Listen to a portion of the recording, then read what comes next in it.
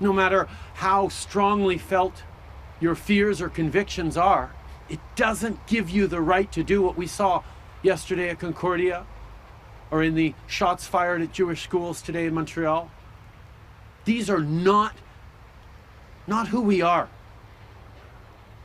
And if anywhere in the world is going to start building the kinds of understandings that we're going to need to see peaceful resolution in the Middle East, to see eventually a viable, safe Palestinian state alongside a viable state, safe Jewish state, then it starts in a place like Canada. And for people to be lashing out to each other, that's forgetting who we are, and it's forgetting the very values that are most necessary in this time. Every day, in the news, on our social media streams, images that are terrible, terrible to watch, terrible to comprehend what's happening to innocents around the world, particularly in the Middle East.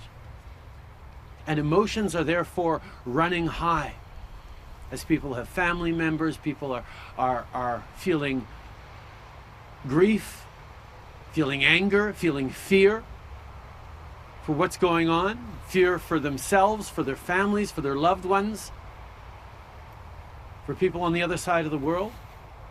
And unfortunately, we are seeing an increase in threats of violence, in hatred. That's not who we are as Canadians.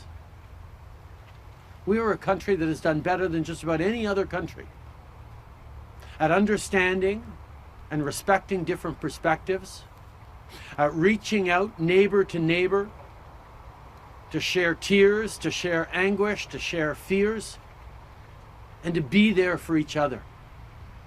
Right now, while this conflict and crisis rages in the Middle East, Canadians have an opportunity and therefore a responsibility to look to be there for each other. Not to necessarily agree. Our diversity includes diversity of perspectives and opinions. But not to hate. Not to lash out with threats of violence or actual violence against someone you disagree with. U.S. President Joe Biden has said there can be no ceasefire with the Israeli military offensive in Gaza. However, Israel has said it will agree to 4-hour daily pauses beginning today. What's your reaction to both these events? We've been calling for weeks now for humanitarian pauses, and as I specified yesterday, they need to be significant. They need to last long enough to get people out, to get supplies in.